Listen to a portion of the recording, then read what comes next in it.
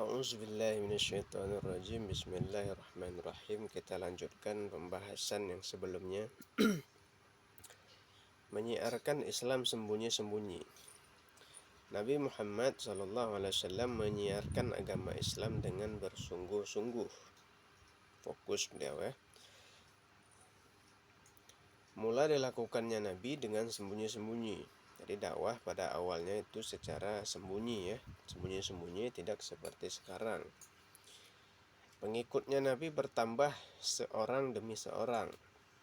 Mereka disebut mukmin. Nah, jadi mukmin itu artinya orang yang beriman.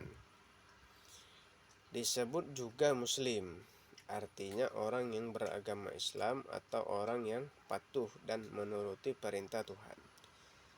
Jadi mukmin adalah orang yang beriman, sedangkan muslim adalah orang yang Islam, yang patuh terhadap perintah Allah. Orang yang tiada hendak beriman dikatakan kafir. Ini lawan daripada mukmin ataupun muslim tadi ya, artinya orang yang ingkar. Nabi Muhammad SAW sendiri memakai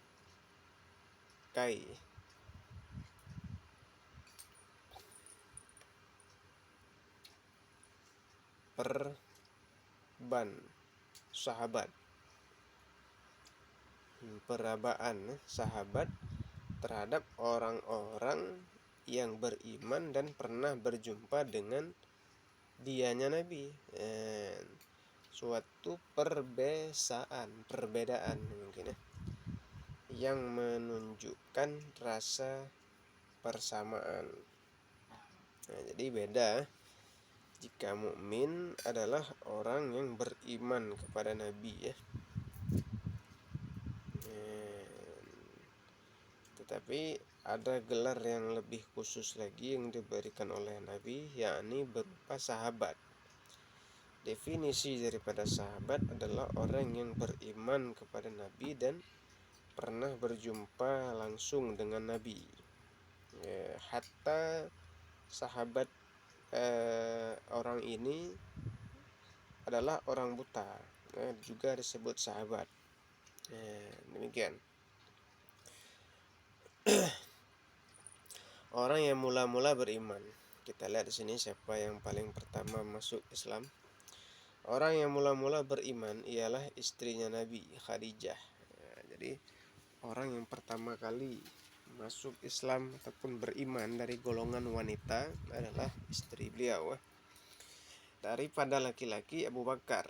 Jadi orang yang nomor satu yang beriman sesudah Nabi tentunya dari pihak laki-laki adalah Sayyidina Abu Bakar As-Siddiq radhiyallahu anhu. Dan daripada anak-anak adalah Sayyidina Ali bin Abi Thalib. Daripada pihak wanita Siti Khadijah, daripada laki-laki Sayyidina Abu Bakar, dan dari anak-anak adalah Sayyidina Ali bin Abi Thalib. Pada kala itu beliau memang masih kecil. Orang yang telah beriman itu berusaha pula mengajak orang-orang lain supaya beriman. Jadi ini ya misi orang yang telah beriman.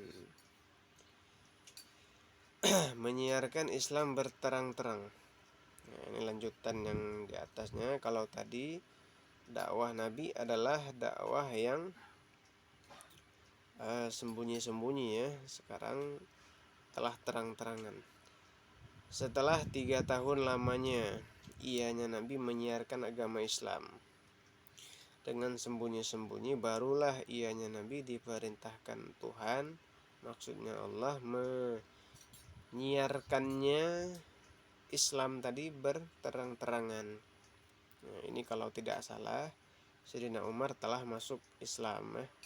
Jadi Sayyidina Umar yang menggembor-gemborkan untuk dakwahnya terang-terangan. Mungkin di kitab selanjutnya nanti kita akan lihat lebih luas pembahasannya.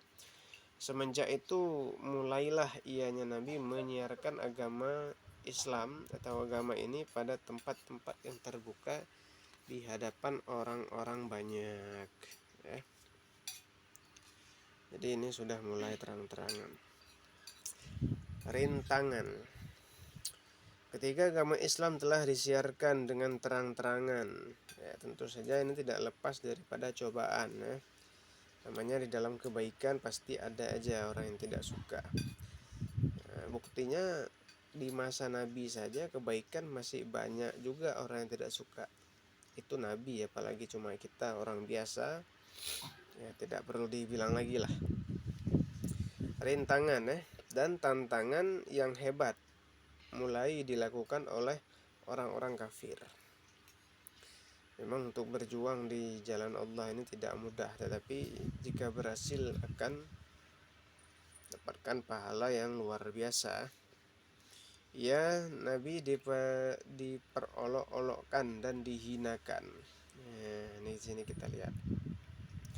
Nabi saja diolok-olok, dihina, dikatakan gila dan tukang sihir dikatakan pengikut-pengikutnya, dan dimusuhi, dianiaya dan disiksa, serta dipaksa meninggalkan agama Islam. Begini ya, untuk menegakkan agama Islam, untuk menyiarkan agama, untuk mengajarkan ngaji. Kalau sekarang difitnah difitnah, dianiaya, diejek, ya sudah paket lengkap sudah.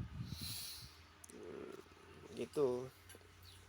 Abu Lahab dan Abu Jahal terkenal sebagai pemuka-pemuka orang kafir, pemimpinnya nih kepala sukunya, yang sangat menunjukkan permusuhan. Jadi walaupun paman, tetapi tidak suka kepada dakwahnya Nabi SAW. Nabi Muhammad SAW dan sahabat-sahabatnya Nabi tiada membalas permusuhan itu dengan permusuhan. Ini akhlak daripada Nabi dan sahabat. Tetapi senantiasa menghadapinya cobaan dengan hati yang lapang dan sabar, serta menunjukkan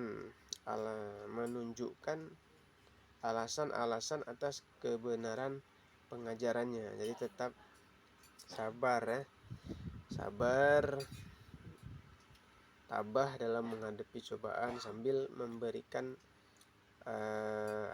mengklarifikasikan bahwasanya ajaran Nabi ini benar. Kekejaman itu tiada sedikit jua menggoncangkan iman mereka. Jadi luar biasa memang orang-orang terdahulu dalam menjaga iman Bahkan dalam waktu yang sulit itu Nabi Muhammad SAW telah mengatakan kepada pengikutnya Nabi bahwa agama Islam itu pasti akan menjadi kenyataan dengan pertolongan Tuhan, dan pasti akan berkembang luas. Jadi akan berkembang luas nanti ya, seperti di dalam surah An-Nasr, idza jaa nasrullahi wal fath idza jaa apabila telah datanglah nasrullah, pertolongan Allah, wal fath, dan kemenangan. Wa ra'aitan nasu, dan engkau melihat nasu manusia,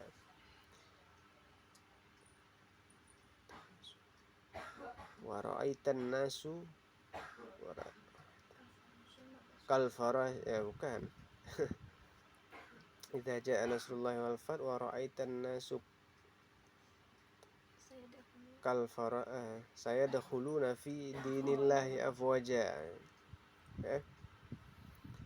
Kau akan melihat manusia masuk Islam, yadkhulun, masuk mereka, fi dinillah, pada agama Allah, afwaja, secara berkumpul atau berbondong-bondong. Jadi ini insyaallah nanti akan kita lihat pembahasannya atau kelanjutannya di depannya, di ketetapan pendiriannya Nabi di dalam berdakwah, menyampaikan agama secara terang-terangan. Wallahu a'lam bishawab.